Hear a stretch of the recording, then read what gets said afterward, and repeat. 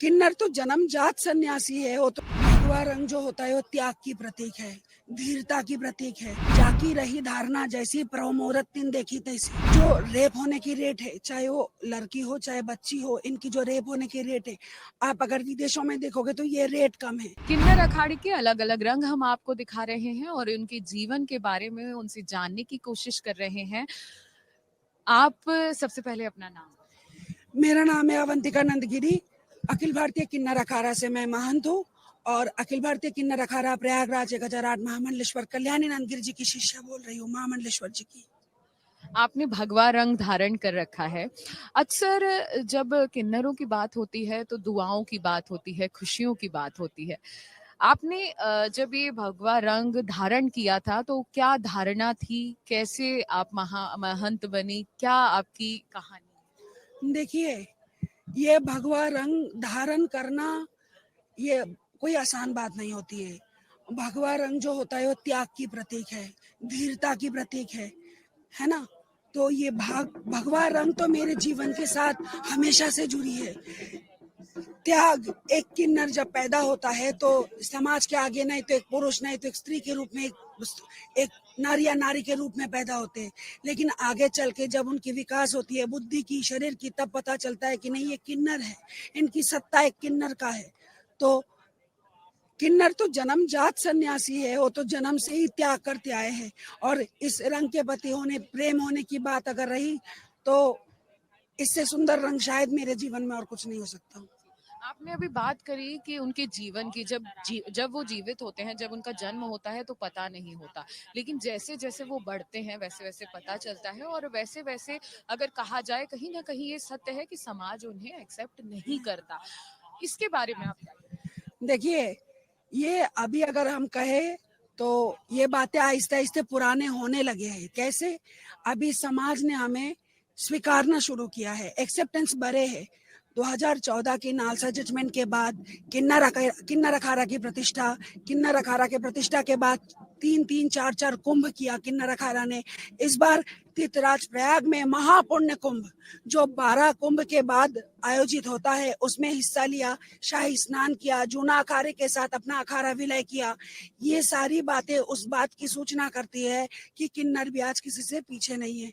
आज देखिए, समाज में किन्नर जज बन रहे हैं, साधु बन रहे हैं, संत बन रहे हैं, महामंडलेश्वर बन रहे हैं, आचार्य महामंडलेश्वर बन रहे हैं, हर जगह पे है।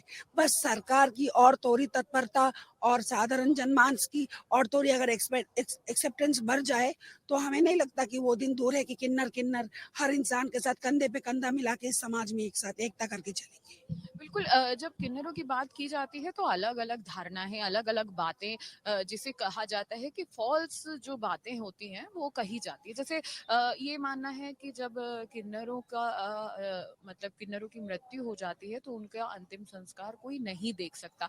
तो इस बात में कितनी सच्चाई है? देखिए, इस बात पे तो मैं आपको दो चौपाई बताऊंगी। पहला है, जाकी रही धारणा जैसी प्रभु मुहूर्त दिन देखी तैसी। जिसका जैसा धारणा होगा, आपको अगर आप मुझे इंसान की तरह देखोगे तो मैं आपको इंसान देखूंगी, और अगर आप मुझे किन्नर के हिसाब से देखोगे तो मैं आपको किन्नर देखूंगी। बहुत किसी को दूर से मैं लड़की भी लगती हूँ। तो जाकी रही धारणा जैसी प्रभु मुहूर्त दिन देखी तैसी। और दूसरी बात यह है, जो अगर भगवान ने कुछ रच के भेजा है तो उसको कोई खंडित नहीं कर सकता। ये सब पुरानी बातें, समाज की कटाक्ष, दुनिया की ना स्वीकार करने की तिरस्कार, ये सबको देख के किन्नर समाज पीछे था। और जब उनकी अंतिम समय आती थी तो किन्नर डरते थे कि ये मर गया है, इसका अंत्येष्टि क्रिया कैसे होगा, कौन समाज आ गया के, कौन भाई आ गया के इनको स्वीकार करेगा। तो इसलिए छुपा के उनकी अंत्येष्टि क्रिया की जाती थी।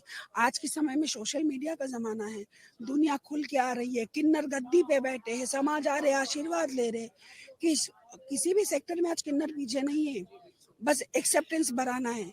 ऐसे ही सब मृतक बातें हैं, पहले होती थी ये सब चीजें, लेकिन ये चप्पल मारने वारने की कोई ऐसी बातें नहीं है।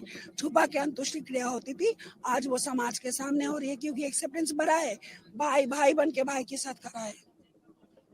बात है, यहाँ आपको ये बात क्लियर हो गई, क्योंकि बहुत सारी धारणा ऐसी हैं, बहुत सारी बातें ऐसी आती हैं कि जब किन्नरों का अंतिम संस्कार होता है तो रात में उनको लेके जाया जाता है, छुपा के उनको लेके जाया जाता है। लेकिन महंत जी ने बिल्कुल साफ कर दिया है कि जब पुराने जमाने में जब उनको स्वीकार नहीं किया जाता था, जब किन्नरों को स्वीकार नहीं किया जाता था, तो बात को छुपाने के लिए रात में ऐसी प्रक्रिया होती थी। लेकिन ऐसा कुछ है नहीं।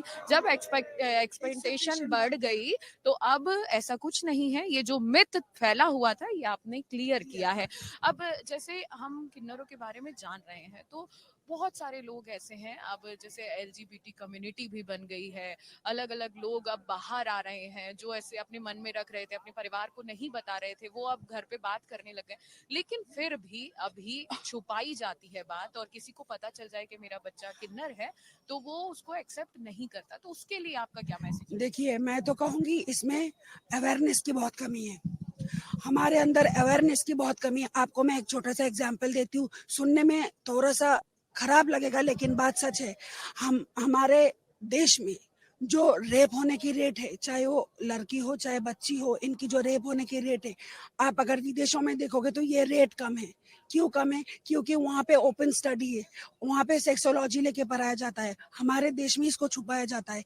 जो चीज आप छुपाओगे समाज से, समाज की आकर्षण उसी पे बढ़ेगा। What is that thing? क्या है? What the process? तो ये बात है। वैसे ही किन्नरों का जो हम छुपाएंगे तो हमारे लिए सबके आकर्षण बढ़ेगा कि ये क्या है, जानने के बाद मजाक उड़ाएगा। और जब जनमानस जान जाएगा हाँ ये चीज किन्नर का है, ये ट्रांसजेंडर है, ये एलजीबीटी से है, तब ये चीजें नहीं रहेगी। और एक चीज यहाँ पे मैं एक और चीज क्लियर कर दूं, किन्नर किसी लैंगिकता का नाम नहीं है। किन्नर एक प्रथा का नाम है। विश्व के प्राचीन प्रथाओं में से एक प्रथा किन्नर प्रथा है, जो गुरु शिष्य परंपरा को मेंटेन करके आज के दिन भी चल रहा है। बिल्कुल, तो बहुत सारी ऐसी बातें हैं जो आपने हमें बताई और समझाई, और आपको बता दें कि आप इससे अवगत भी होंगे, और आपके आसपास जितने भी किन्नर हैं उनको मान सम्मान देना हमारा काम है। उन्हें, अगर आपके घर में कोई है, परिवार में कोई है, साथी कोई है, तो आपको एक्सेप्ट करना भी जरूरी है, क्योंकि अब यही एक रास्ता है। हम महाकुंभ में हैं, जहां पूरा सनातन धर्म एक है, जहां करोड़ों लोग आ रहे हैं, अपनी बातें रख रहे हैं, लेकिन ये भी हमें समाज को जागरूक करना है। और इसी कड़ी में हम और लोगों से भी बात करेंगे ताकि लोग जागरूक हों कि आखिर किन्नरों का जीवन कैसा होता है और किन्नर आखिर होते कौन है। अमर उजाला जीवांजलि के सारथी की मदद लें और महाकुंभ में स्नान जरूर करें।